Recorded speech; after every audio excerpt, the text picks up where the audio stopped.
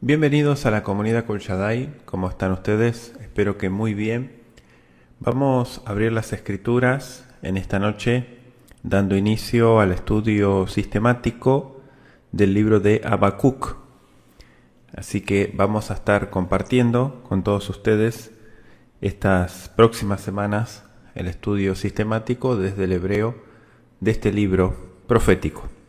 En primer lugar, antes de empezar a leerlo y estudiarlo y analizarlo completamente, vamos a estar compartiendo un poco acerca de la información de este libro, como siempre hacemos en los estudios sistemáticos en Kol Shaddai. En primer lugar, el título de este libro, ¿no? Habacuc, así es como se dice en hebreo, Habacuc. Simplemente entendemos que es el nombre del autor. Habacuc, así se llamaba este profeta, y entendemos que ese nombre deriva de una raíz hebrea que es Habak. Habak significa abrazar. Bueno, algunos relacionan más bien este nombre con una palabra antigua de origen acadio que sería Habacucu, ¿no? Y ese es el nombre de una planta aromática. Pero bueno, el nombre Habacuc en hebreo no se encuentra en ninguna otra parte del Tanaj.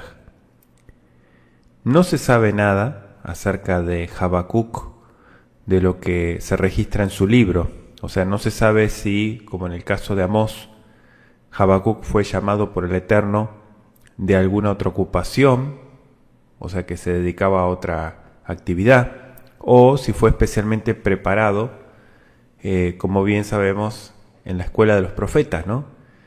Ya estuvimos estudiando profetas menores y hemos comentado acerca de este tema. Si no han escuchado los estudios, pueden estudiarlos, ¿sí? Repasarlos o estudiarlos si es por primera vez en Comunidad Kol Shaddai. Entre los famosos rollos hallados en Kirbet Qumran, ¿sí? Los famosos rollos de Qumran, hay un rollo que trata de Habacuc en ese hallazgo, y al examinarlo se vio que era un antiguo midrash, que sería como una especie de comentario, compuesto de pasajes cortos citados de Habacuc y seguidos por la interpretación que el escritor da a los pasajes. De hecho, la escritura está muy bien conservada, pero lamentablemente hay muchas lagunas, es decir, hay muchos vacíos. El comentario consta de 13 columnas de escritura y abarca solo los 2 primeros capítulos de Habacuc. Habacuc tiene 3, ¿no? Pero en este rollo aparecen solo 2. Este manuscrito recibió la fecha del año 100 antes de Mashiach y de hecho resulta muy contemporáneo a los 2 rollos de Isaías también que se encontraron, ¿no? El comentario sobre Habacuc fue publicado en placas facsímiles con un texto paralelo, ¿no? En caracteres más modernos. Recuerden que la escritura, estamos hablando antes de Mashiach, el hebreo era muy diferente, ¿no? Pero ahí está, lo pueden encontrar junto con el rollo más completo de Isaías, ¿sí? Estamos hablando de los rollos o los manuscritos del Mar Muerto. La importancia primordial de ese comentario sobre Habacuc para lo que es la erudición bíblica no consiste en los comentarios en sí, sino más bien en el mismo texto bíblico. Este texto, copiado por algún antiguo escriba, copista, ¿sí? Probablemente Esenio, digo por la fecha que estamos datándolo, es casi un milenio más antiguo que los manuscritos más antiguos del texto masorético. Por lo tanto, su valor es inestimable para un estudio textual del libro de Habacuc. Es muy importante este tipo de información porque estamos hablando de no cualquier cosa, sino de un texto que se halló y que tiene una fecha bastante importante, ¿no? En cuanto a la historia de Habacuc, en el marco histórico, lo que podemos comentar es que parece haber sido escrito durante un tiempo de mucha apostasía, de mucha rebelión, quizá durante la última parte del reinado de Manasés, o pudo haber sido durante el reinado de Amón, ¿no? O lo que fue la primera parte del reinado de Josías. Es muy probable que la obra de Habacuc siguiera más o menos de cerca al profeta Nahum o Nahum. Ese lo pueden encontrar también en los estudios que tenemos de los profetas sistemáticos desde el hebreo.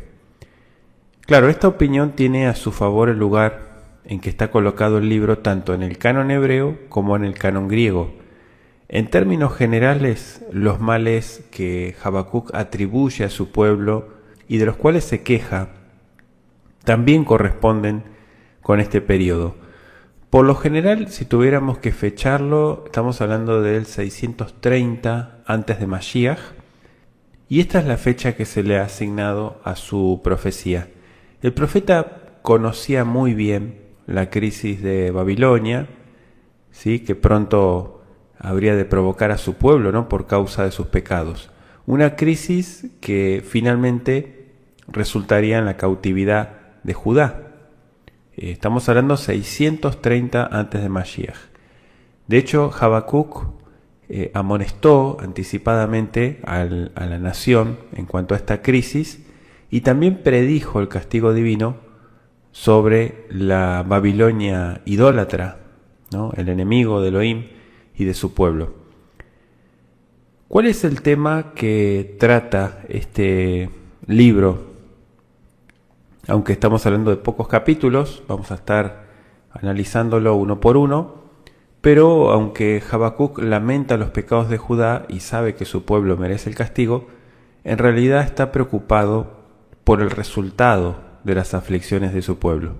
Y también se preocupa por el destino del instrumento que el Eterno utiliza para imponerse ese castigo. Estamos hablando de los caldeos, ¿sí? Los caldeos son la vara de Elohim, o sea, el instrumento que utiliza el Creador para castigar a su pueblo.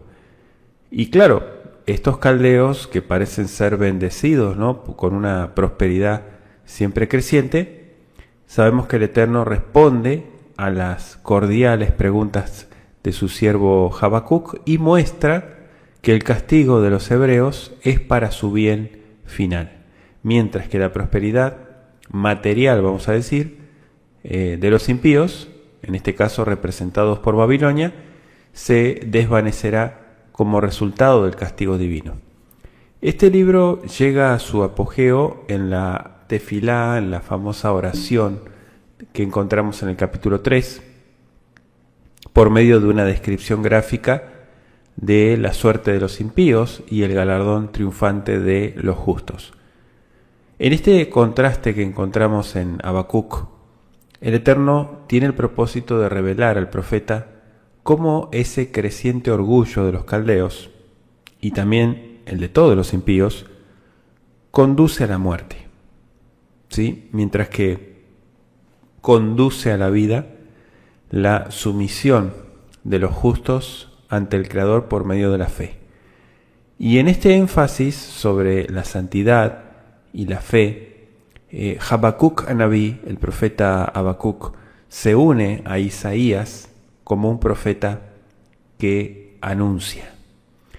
El libro de Habacuc proporciona una solución al problema de por qué el Eterno permite que la gente mala prospere, ¿no?, los pecadores prosperen, muy comparable con la solución proporcionada por el libro de Job, que no hace mucho estuvimos estudiando en la comunidad Kol Shaddai, y el problema de por qué el Eterno permite que sufran los hijos de Elohim, ¿no?, o los santos, los Kedoshim.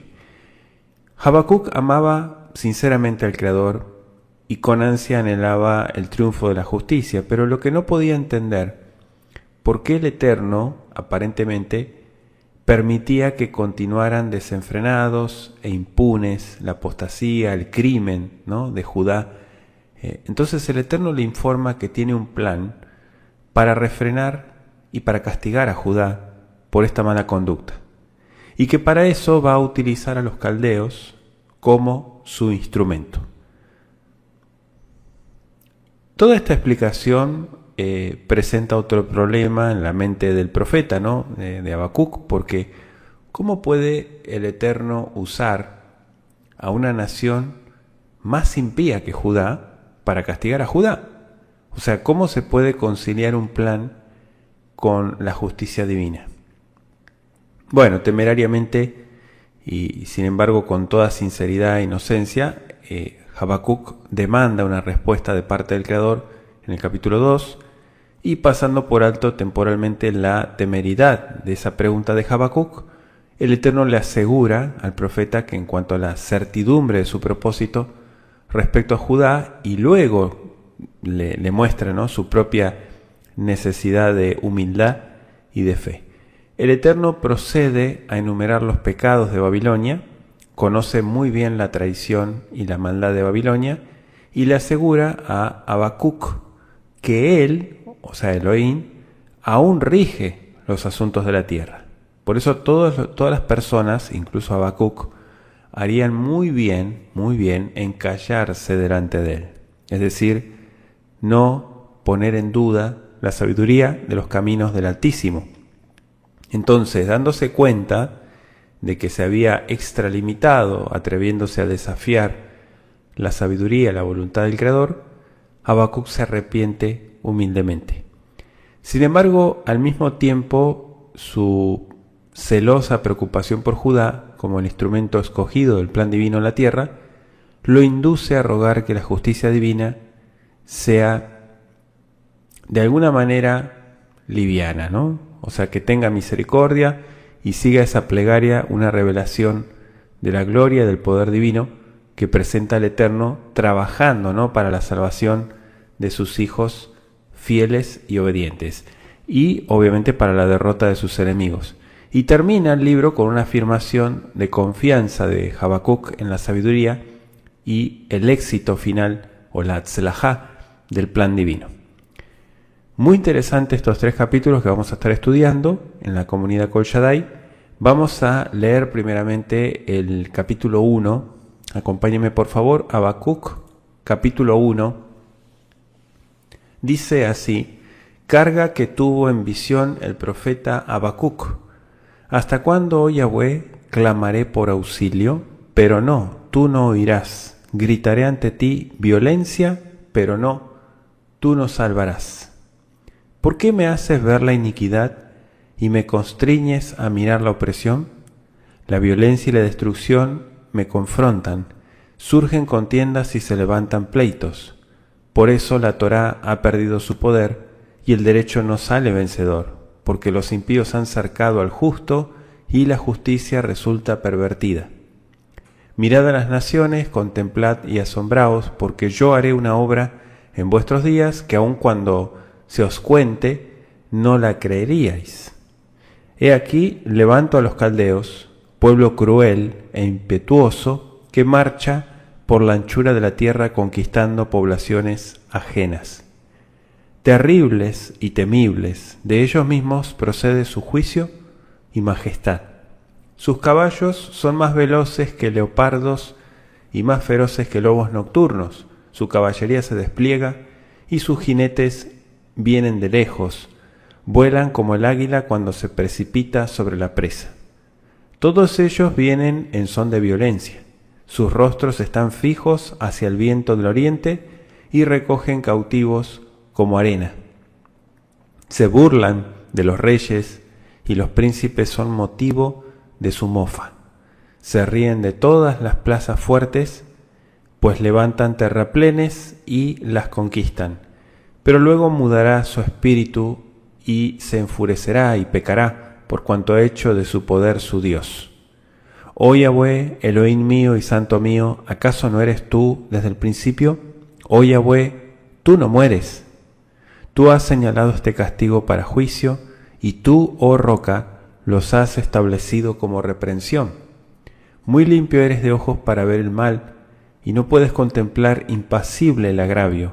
¿Por qué miras a esos pérfidos y guardas silencio cuando el malvado destruye al que es más justo que él? ¿Por qué tratas a los hombres como a los peces del mar, como reptiles que no tienen amo? A todos ellos los saca con anzuelo, los atrapa en su red y los junta con su barredera, por lo cual se alegra y se regocija.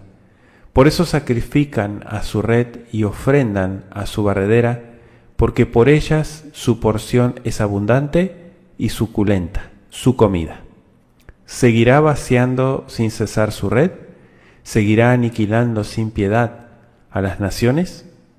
Palabra del Eterno. Muy bien, hemos iniciado ya la lectura del capítulo 1 de Habacuc, ¿no? Al profeta Habacuc, que se queja de la iniquidad de la tierra, se le muestra la temida venganza por medio de los caldeos.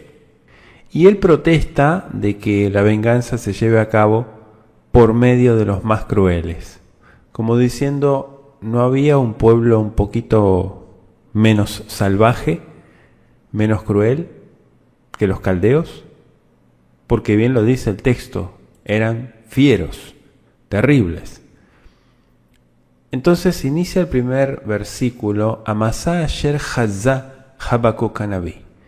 Me llamó la atención porque arranca con masá, que significa una carga, un pronunciamiento. Algunos lo traducen también como oráculo. Y de hecho sí era una carga que el Eterno puso en la vida de este profeta. Y fíjese que aparece Anabí, ¿no? Habacuc Naví. Esto también lo podemos ver que de otros profetas menores, como por ejemplo Ageo y Zacarías, declaran que tienen el título de profeta. Esto está también interesante, ¿no? Porque no aparece esta expresión en otros profetas. Entonces pregunta el versículo 2, Ad ana Yahweh shibati velo tishma ezak elecha jamás velo toshia. ¿Hasta cuándo? ¿No? La pregunta que está haciendo, ¿hasta cuándo, Yahweh, clamaré por auxilio? Pero no, tú no oirás, gritaré ante ti, violencia, pero no, tú no salvarás. O no salvas, algunos dicen. ¿Hasta cuándo? Ad-an o Ad-ana. El profeta estaba muy angustiado debido a la pecaminosidad de su pueblo, decíamos, y sus inevitables resultados o consecuencias. Por el lenguaje que está empleando pareciera que Habacuc había presentado su perplejidad ante el Creador durante algún tiempo y sin embargo el Eterno no oía, es decir, aparentemente no hacía nada para detener los males en Judá. Habacuc quiere decir que está más interesado en la rectitud y la justicia que lo que el Eterno parece estar. Por eso dice violencia, jamás, ¿no? Jamás significa injusticia, impiedad. El verso 3 dice, Lama tareni aben meamal tabit, beshol be jamás, otra vez la expresión jamás, lenegdi bayir rif umadon yisa. ¿Por qué me haces ver la iniquidad y me constriñes a mirar la opresión? La violencia y la destrucción me confrontan, surgen contiendas y se levantan, riv, dice pleitos, ¿no? En el hebreo. La raíz shod significa devastación. Está también como sinónimo de jamás, ¿no? Una palabra que, bueno, hasta estos grupos fundamentalistas, ¿no? Como jamás, le vienen como anillo al dedo estos términos, porque lo que son realmente son violentos, son impíos, son inicuos. Entonces, violencia o devastación, que obviamente se refiere con frecuencia a destrucción causada por el saqueo, el robo. Dice el versículo 4, mire qué interesante, Al ken tafuk Torah, velo yetze lanetzach, mishpat ki rasha machtir, et atzadik, al ken yetze mishpat meukal. Interesante porque dice, por eso la Torah ha perdido su poder y el derecho no sale vencedor, porque los impíos han cercado al justo y la justicia resulta pervertida. La Torah se debilitó. ¿Por qué se debilitó? Utiliza la expresión puj, que significa entumecerse, debilitarse. O sea, el profeta atribuía, digamos, la paralización de la efectividad de la Torá entre los habitantes de Judá, al hecho de que el Eterno no detenía esa iniquidad. Sin embargo, lo que dice en el hebreo del texto masorético está confirmado por la redacción de ese texto que decíamos, el comentario de Habacuc, hallado en los manuscritos del Mar Muerto. Y dice asedia porque rodea con malos propósitos. Como resultado, los rectos son víctimas de los impíos y la justicia es torcida y pervertida para los rectos. Entonces, por eso dice la Torah, se debilita, ¿no? El versículo 4, el ken tafuk Torah. Reuba goim beabitu beitameu temau ki foal poel bimechem lota aminu ki yesupar. Dice el versículo, está en el versículo 5. Mirad a las naciones, contemplad y asombraos, porque yo haré una obra en vuestros días que aun cuando se os cuente, no la creeríais, dice. Está interesante porque el Eterno responde a esta queja del profeta y le ordena a Habacuc que busque entre las naciones circunvecinas a aquella que el Eterno usará para castigar a su pueblo por sus pecados. Hay una versión que en este versículo comienza diciendo, mirad, menospreciadores. De hecho, Shaul cita este texto en Hechos 13:41. Después lo busca. ¿Por qué dice asombraos? Porque cuando el castigo del Eterno sobrevenga súbitamente, va a aterrorizar los corazones de las personas.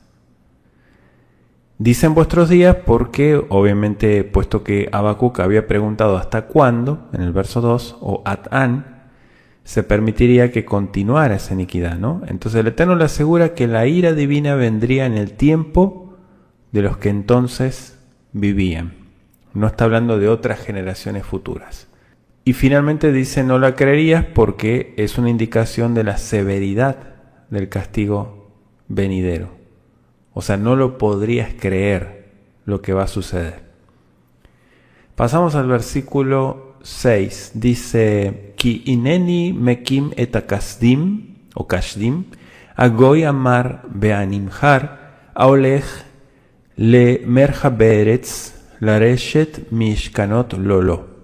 He aquí levanto a los caldeos, pueblo cruel e impetuoso que marcha por la anchura de la tierra conquistando poblaciones ajenas, dice. Los Kashdim, ¿no? Los caldeos. Ahora se revela que la nación de Babilonia sería el instrumento de la ira divina. O sea, el Eterno la levantaría para que sirviera a sus propósitos. Está interesante porque el versículo 6 utiliza nimhar, que significa impetuosa, cruel, y esto predice los rápidos movimientos, ¿no?, de las conquistas babilónicas, bien representadas por el símbolo de las alas de águila de la profecía de Daniel 7:4. ¿Se acuerdan? Bueno, tiene mucho que ver con esto. Muy veloces, muy rápidos y conquistaban y no andaban con vueltas.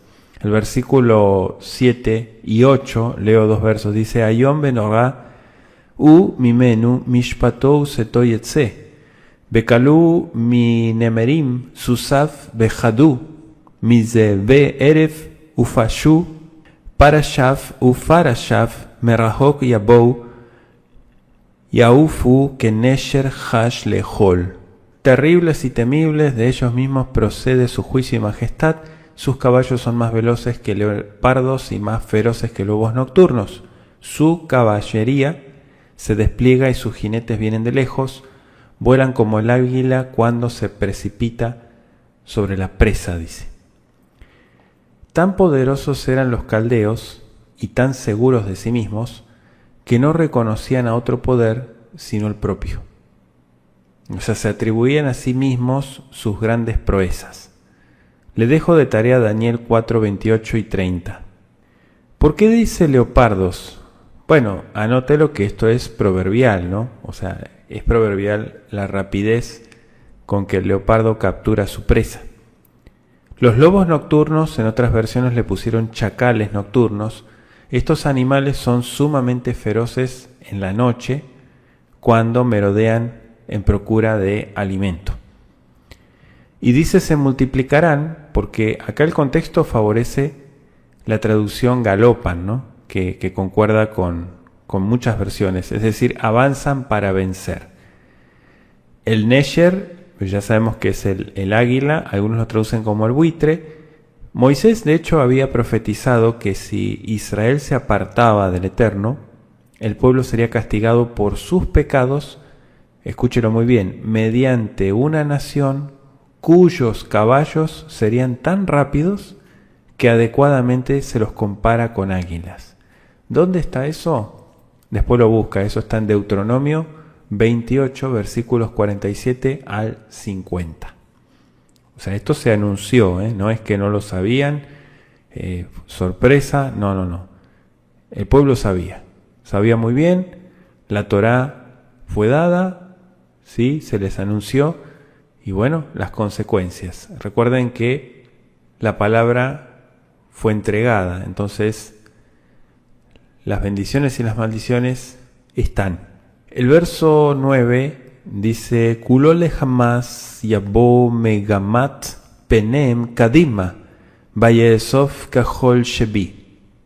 Dice el verso 9, todos ellos vienen en son de violencia, sus rostros están fijos hacia el viento del oriente y recogen cautivos como arena, dice. La violencia, otra vez jamás previamente mencionada, ¿no? Como uno de los pecados de Judá, ahora sería el castigo infligido a Judá por los caldeos. Hay una versión que dice el ardor de sus rostros como un viento del este. Toda esta cláusula es bastante problemática, ¿no? Porque en el texto hebreo hay dos palabras claves que son muy difíciles. En el original dice la megamá de sus rostros kadima. Megamá podría significar la totalidad, o sea, el conjunto de. Y kadima significa hacia adelante, pero también significa hacia el este o podría ser el viento del este, como le traducen aquí. Bueno, si se acepta la primera acepción, se percibe una figura de valor y arrojo. Y se prefiere la tercera, ¿no? Que se interpreta que sería como un viento desértico, arrasador, caluroso, porque tiene más sentido. Megamá solo aparece aquí en el Tanaj, esta expresión hebrea, y debido a la incertidumbre de su definición, la cláusula entera se ha traducido de diversas formas en varias versiones. Finalmente dice como la arena, y esto anótelo, es símbolo de gran cantidad, ¿no? De prisioneros, o sea, incontables, y de los despojos que se tomarían. Esto concuerda muy naturalmente con el símbolo previo del terrible viento del este que forma las dunas. Pasamos al versículo 10, dice, Ve'u vamelachim itkalas beroznim mishak lo'u lechol mibzar yitzhak ba'itzbor afar ba'ilkeda. Se burlan de los reyes y de los príncipes,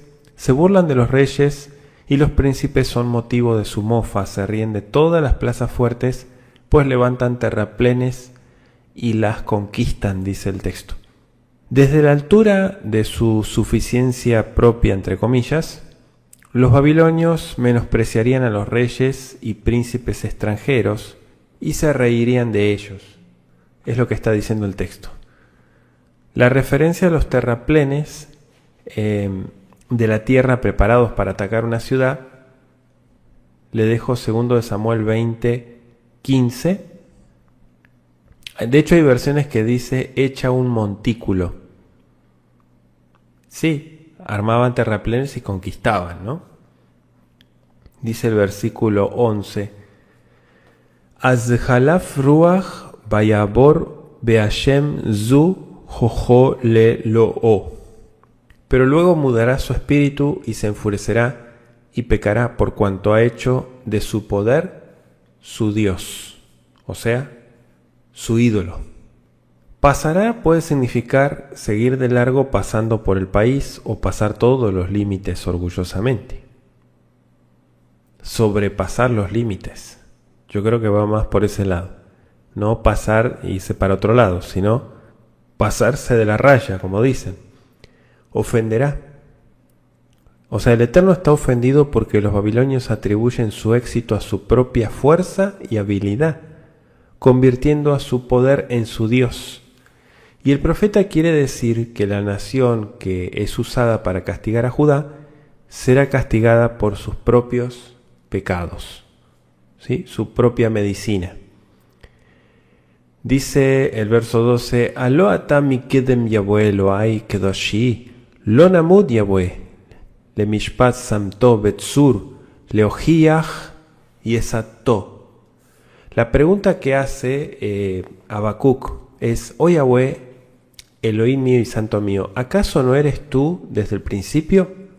Oh Yahweh, tú no mueres, tú has señalado este castigo para juicio y tú, oh roca, los has establecido como reprensión, dice. La pregunta, ¿acaso no eres tú? Habacuc, hablando por su pueblo, implora a Elohim misericordia para que no perezcan. Pero mirando más allá de las siniestras perspectivas del presente, el profeta dice y afirma con mucha emuná, con mucha fe, Lo namut. ¿Qué es lo namut? No moriremos, dice. Mire qué interesante. El juicio en este versículo es en el sentido de castigo, Y me llamó la atención que también utiliza la expresión, así como lo usaba Moshe, que le dice, oh roca. Este título hace resaltar el pensamiento de que el Eterno es un seguro, es un sostén de su pueblo. La cláusula final del texto hebreo citado en el comentario de los manuscritos del Mar Muerto de Habacuc dice, oh roca, como aquel que lo castiga, tú le has ordenado. Así está en el hebreo. Oh roca, tú eres muy limpio de ojos como para ver o tolerar todo esto. Puesto que la intachable naturaleza de Elohim no puede tolerar el mal, como dice el Salmo 5, versos 4 al 6, y no puede contemplar el agravio, como dice el Salmo 145, 17, el profeta está perplejo y no puede saber por qué el Eterno permite que los caldeos sean menospreciadores de su pueblo. Ellos son idólatras, son mucho peores, por lo menos desde el punto de vista de Habacuc, que Judá. ¿Sí? Son peores que Judá. Entonces, ¿cómo puede el Eterno, pregunta él, ¿no?, en justicia, usarlos para castigar a Judá? O sea, ¿cómo puede usar una nación más pecadora que Judá para castigar a Judá? Esa es la duda. Y dice el versículo 14, Batase Adam kigdei ayam, keremes lo moshelbo. ¿Por qué tratas a los hombres como a los peces del mar, como reptiles que no tienen amo? Dice. El justo con frecuencia es tan mudo, impotente bajo la opresión del impío, como el pez, dice él, en las redes del pescador. Y dice, no tienen quien los gobierne, porque en el comentario de Habacuc, de los manuscritos del Mar Muerto, en esa última oración dice como una cosa reptante sobre la cual gobernar. Así dice. Acá le pusieron reptiles, ¿no?, en el texto, como reptiles que no tienen amo o quien los gobierne. Verso 15 y 16. Kulo bejaká, healá, Yegoreu bejermó beyasfeu bemichmarto al ken ismach beyagil. Al ken yesabeyach lehermo bikater lemichmarto ki baema shamen helko umahalo bería. Acabo de leer 15 y 16. Dice: a todos ellos los saca con anzuelo, los atrapa en su red y los junta con su barredera, por lo cual se alegra y se regocija. Por eso sacrifican a su red y ofrendan a su barredera, porque por ellas su porción es abundante y suculenta su comida, dice. Bueno, lo que entendemos aquí es que el profeta muestra simbólicamente la forma, ¿no?, en que los babilonios vencen a las naciones. El aparejo de pesca representa a los ejércitos caldeos. Sin embargo, esta misma figura podría representar la actividad de cualquier impío.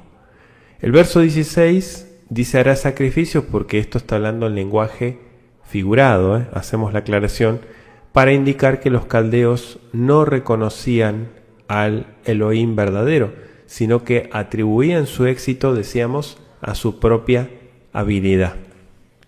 Como dicen por ahí, se la creyeron, ¿no? El versículo 17 dice: ¿seguirá vaciando sin cesar su red? ¿Seguirá aniquilando sin piedad a las naciones? Termina con esas dos shalot, esas dos preguntas. Dice: Aal ken yarik hermo betamit larog goim lo yahmol. Muy interesante cómo termina las dos preguntas, ¿no? Vaciará. Fíjese que el profeta pregunta si se permitirá que los caldeos prosigan venciendo para continuar vaciando su red, tan solo para volverla a llenar con los despojos de la guerra. El verso 17, en el texto hebreo, en el comentario de Habacuc, de los manuscritos del Mar Muerto, dice: por lo tanto su espada está siempre lista para matar naciones sin mostrar misericordia. Está bien diferente, ¿no? Pero así está en el texto. Hasta aquí llegamos con el estudio del primer capítulo de Habacuc, dándole gracias al Creador por la oportunidad que nos da de reflexionar, de analizar juntos su palabra. Vamos a agradecerle a Él por permitirnos estudiar y reflexionar e iniciar el recorrido a través del profeta Habacuc. Ribono Shel Olam, amo del universo, te agradecemos por el estudio de Habacuc en Kol Shaddai. Te pedimos que nos sigas instruyendo a través de tu palabra, que nos sigas dirigiendo en la enseñanza. Gracias por aprender más a través de los profetas, a través de los textos de tu palabra.